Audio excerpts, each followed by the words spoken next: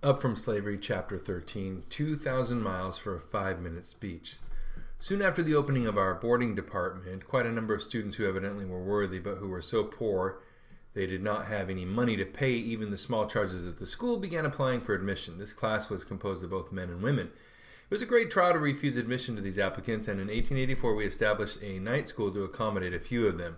The night school was organized on a plan similar to the one which I had helped to establish at Hampton. At first, it was composed of about a dozen students. They were admitted to the night school only when they had no money with which to pay any part of their board in the regular day school. It was further required that they must work for 10 hours during the day, had some trade or industry, and study academic branches for 2 hours during the evening. This was the requirement for the first 1 or 2 years of their stay.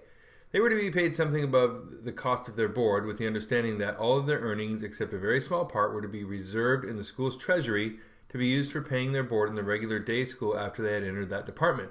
The night school, started in this manner, has grown until there are at present 457 students enrolled in it alone. There could hardly be a more severe test of a student's worth than this branch of the Institute's work. It is largely because it furnishes such a good opportunity to test the backbone of a student that I place such high value upon our night school. Anyone who is willing to work 10 hours a day at the brickyard or in the laundry through 1 or 2 years in order that he or she may have the privilege of studying academic branches for 2 hours in the evening has enough bottom to warrant being further educated. After the student has left the night school, he enters the day school where he takes academic branches 4 days in a week and works at his trade 2 days. Besides this, he usually works at his trade during the 3 summer months. As a rule, after a student has succeeded in going through the night school test, he finds a way to furnish the regular course in industrial and academic training. No student, no matter how much money he may be able to command, is permitted to go through school without doing manual labor. In fact, the industrial work is now as popular as the academic branches. Some of the most successful men and women who have graduated from the institution obtained their start in the night school.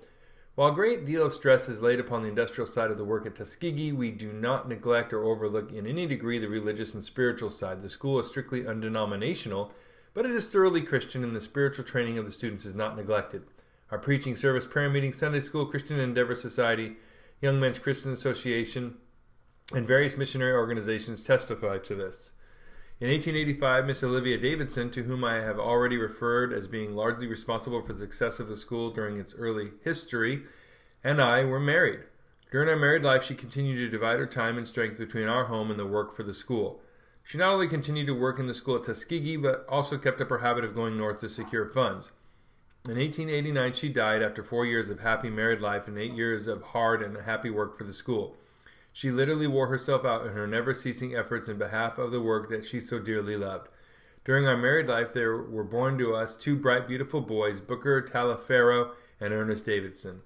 The older of these, Booker, has already mastered the brickmaster's trade at Tuskegee. I have often been asked how I began the practice of public speaking. In answer, I would say that I never planned to give any large part of my life to speaking in public. I've always had more of an ambition to do things rather than merely talk about doing them. It seems that when I went north with General Armstrong to speak at the series of public meetings to which I have referred, the president of the National Educational Association, the Honorable Thomas W. Bicknell, was present at one of those meetings and heard me speak. A few days afterward, he sent me an invitation to deliver an address at the next meeting of the Educational Association. This meeting was to be held in Madison, Wisconsin. I accepted the invitation. This was, in a sense, the beginning of my public speaking career.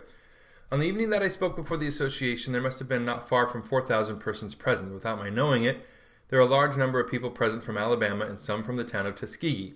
These white people afterward frankly told me that they went to this meeting expecting to hear the South roundly abused, but were pleasantly surprised that there was no word of abuse in my address. On the contrary, the South was given credit for all the praiseworthy things that it had done. A white lady who was teacher in a college in Tuskegee wrote back to the local paper that she was gratified as well as surprised to note the credit which I gave the white people of Tuskegee for their help in getting the school started. This address at Madison was the first that I delivered that in any large measure dealt with the general problem of the races. Those who heard it seemed to be pleased with what I said and with the general position that I took. When I first came to Tuskegee, I determined that I would make it my home, that I would take as much pride in the right actions of the people of the town as any white man could do, and that I would, at the same time, deplore the wrongdoing of the people as much as any white man. I determined never to say anything in a public address in the North that I would not be willing to say in the South. I early learned that it is a hard matter to convert an individual by abusing him, and that this is more often accomplished by giving credit for all the praiseworthy actions performed than by calling attention alone to all the evil done. While pursuing this policy, I have not failed at the proper time and in the proper manner to call attention in no uncertain terms to the wrongs with which any part of the South has been guilty of. I have found that there is a large element in the South that is quick to respond to straightforward, honest criticism of any wrong policy. As a rule, the place to criticize the South when criticism is necessary is in the South, not in Boston. A Boston man who came to Alabama to criticize Boston would not effect so much good, I think, as one who had his word of criticism to say in Boston. In this address at Madison, I took the ground that the policy to be pursued with references to the races was, by every honorable means, to bring them together and to encourage the cultivation of friendly relations instead of doing that which would embitter. I further contend that, in relation to his vote, the Negro should more and more consider the interests of the community in which he lived, rather than seek alone to please someone who lived 1,000 miles away from him and from his interests. In this address, I said that the whole future of the Negro rested largely upon the question as to whether or not he should make himself, through his skill, intelligence, and character, of such undeniable value to the community in which he lived that the community could not dispense with his presence. I said that any individual who learned to do something better than anybody else, learned to do a common thing in an uncommon manner, had solved this problem regardless of the color of his skin, and that in proportion as the Negro learned to produce what other people wanted and must have, in the same proportion would he be respected. I spoke of an instance where one of our graduates had produced 266 bushels of sweet potatoes from an acre of ground in a community where the average production had been only 49 bushels to the acre. He had been able to do this by reason of his knowledge of the chemistry of the soil and by his knowledge of improved methods of agriculture. The white farmers in the neighborhood respected him and came to him for ideas regarding the raising of sweet potatoes. These white farmers honored and respected him because he, by his skill and knowledge, had added something to the wealth and the comfort of the community in which he lived. I explained that my theory of education for the Negro would not, for example, confine him for all time to farm life, to the production of the best and the most sweet potatoes, but that, if he succeeded in this line of industry, he could lay the foundations upon which his children and grandchildren could grow to higher and more important things in life. Such, in brief, were some of the views I advocated in this first address dealing with the broad question of the relations of the two races, and since that time I have not found any reason for changing my views on any important point. In my early life I used to cherish a feeling of ill will toward anyone who spoke in bitter terms against the Negro or who advanced measures that tended to oppress the black man or take from him opportunities for growth in the most complete manner.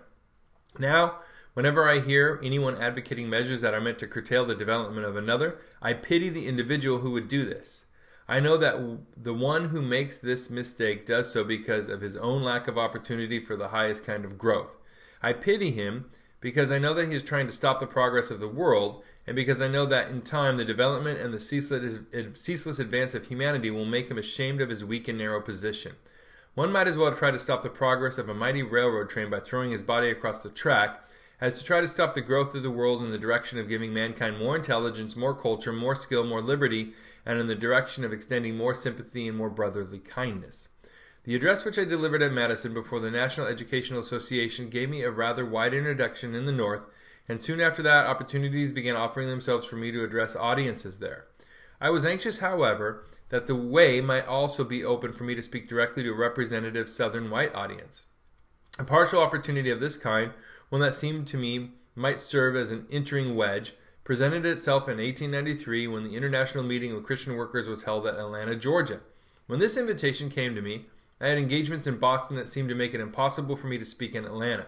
Still, after looking over my list of dates and places carefully, I found that I could take a train from Boston that would get me into Atlanta about 30 minutes before my address was to be delivered, and that I could remain in that city before taking another train for Boston. My invitation to speak in Atlanta stipulated that I was to confine my address to 5 minutes. The question then was whether or not I could put enough into a 5-minute address to make it worthwhile for me to make such a trip. I knew that the audience would be largely composed of the most influential class of white men and women, and that it would be a rare opportunity for me to let them know what we were trying to do at Tuskegee, as well as to speak to them about the relations of the races. So I decided to make the trip. I spoke for 5 minutes to an audience of 2,000 people composed mostly of Southern and Northern whites. What I said seemed to be received with favor and enthusiasm. The Atlanta papers of the next day commented in friendly terms on my address, and a good deal was said about it in different parts of the country. I feel that I had in some degree accomplished my object, that of getting a hearing from the dominant class of the South. The demands made upon me for public addresses continued to increase, coming in about equal numbers from my own people and from northern whites. I gave as much time to these addresses as I could spare from the immediate work at Tuskegee. Most of the addresses in the North were made for the direct purpose of getting funds with which to support the school. Those delivered before the colored people had for their main object the impressing upon them the importance of industrial and technical education in addition to academic and religious training.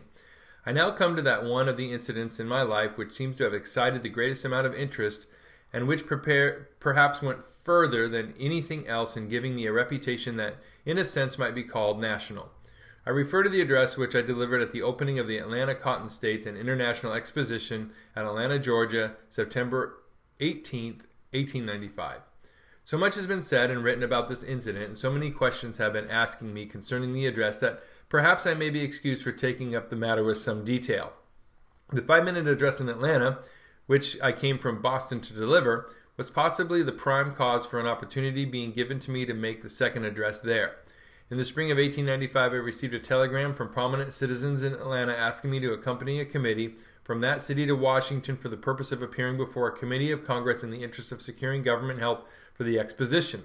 The committee was composed of about 25 of the most prominent and most influential men of Georgia, white men of Georgia. All the members of this committee were white men except Bishop Grant, Bishop Gaines, and myself. The mayor and several other city and state officials spoke before the committee. They were followed by the 2 colored bishops. My name was last on the list of speakers. I had never before appeared before such a committee, nor had I ever delivered my address in the capital of the nation.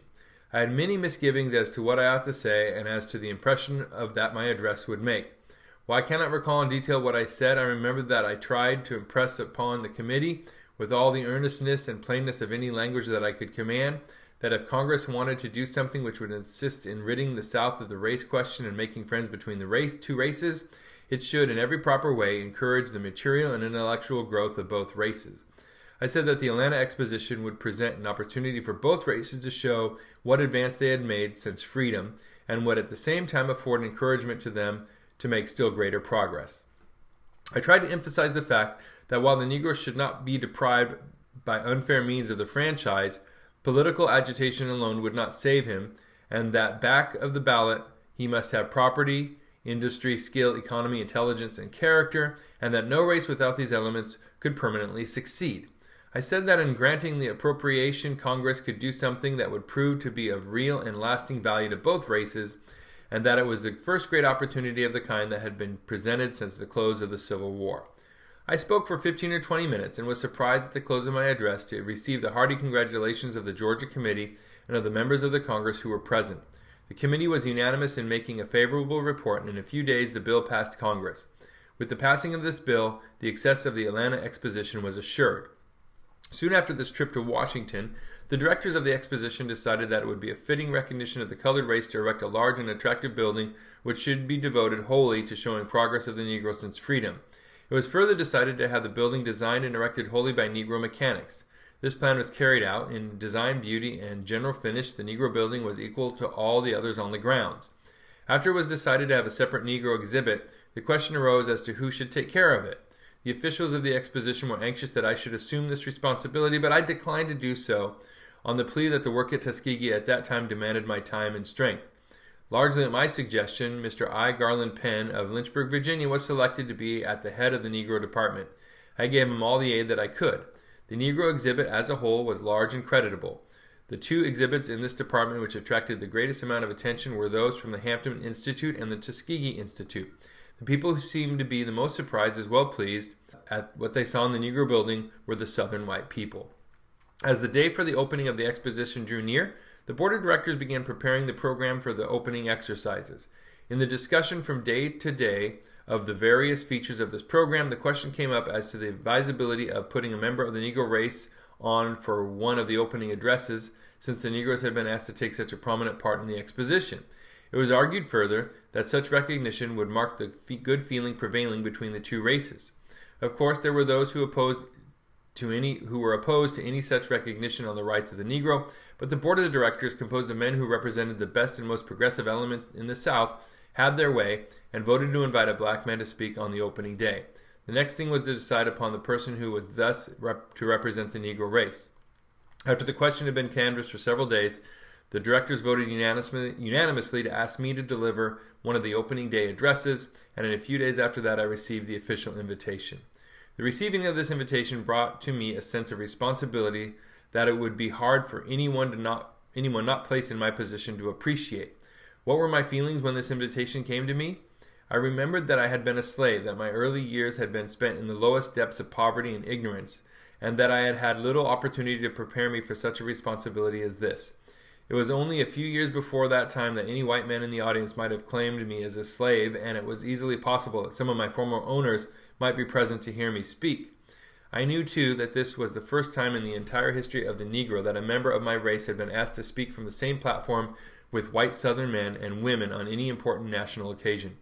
I was asked now to speak to an audience composed of the wealth and culture of the white South, the representatives of my former masters.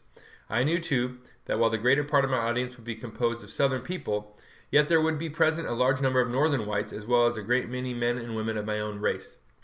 I was determined to say nothing that I did not feel from the bottom of my heart to be true and right.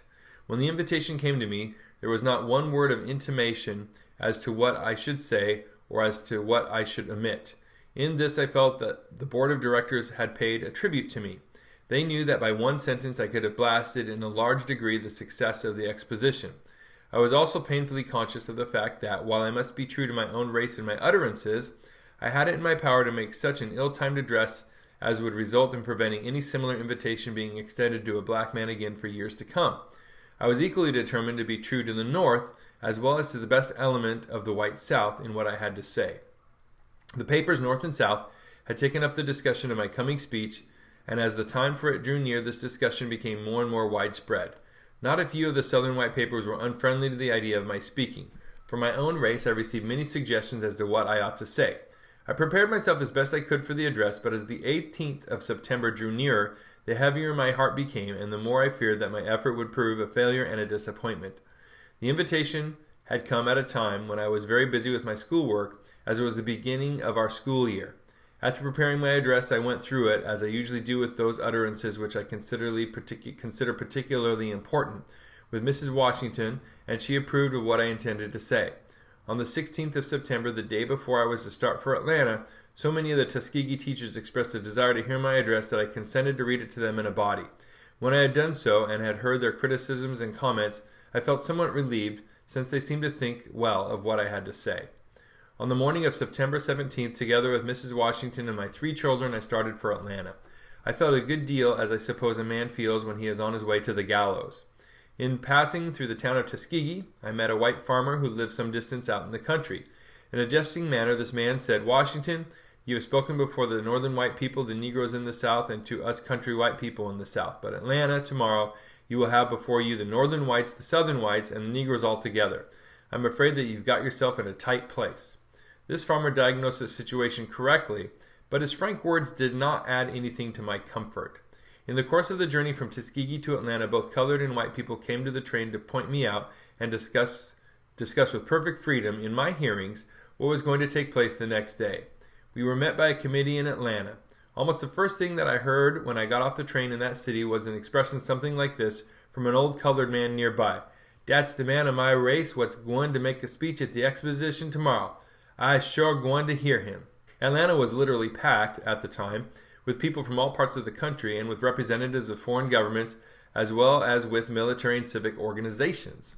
The afternoon papers had forecasts of the next day's proceedings in flaring headlines. All this tended to add to my burden. I did not sleep much that night.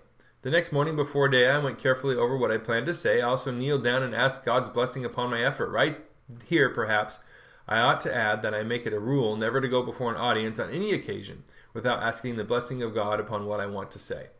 I always make it a rule to make a special preparation for each separate address. No 2 audiences are exactly alike. It is my aim to reach and talk to the heart of each individual audience, taking it to my confidence very much as I would a person. When I am speaking to an audience, I care little for how what I am saying is going to sound in the newspapers or to another audience or to an individual. At the time, the audience before me absorbs all my sympathy, thought, and energy. Early in the morning, a committee called to escort me to my place in the procession which was to march to the exposition grounds. In this procession were prominent colored citizens in carriage as well as several Negro military organizations.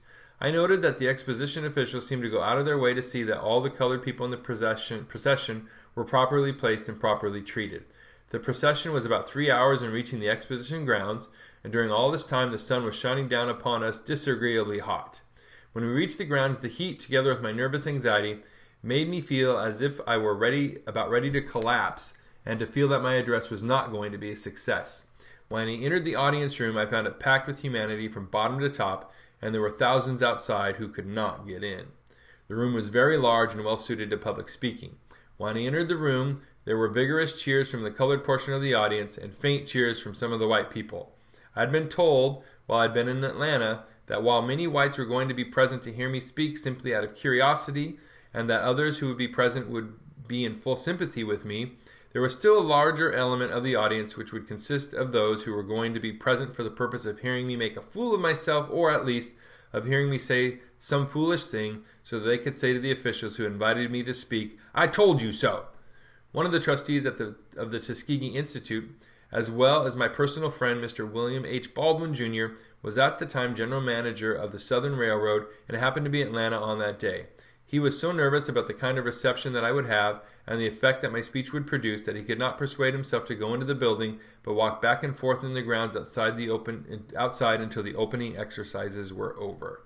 Hey, it's a privilege to read Up From Slavery, an autobiography of Booker T. Washington with you. Would love it if you could subscribe to the channel, and here are other videos in this playlist for the rest of the autobiography. It would be awesome if you could check out these playlists as well. They might be interesting or funny or something, at least amuse you for a little bit. Thanks for watching. Until next time.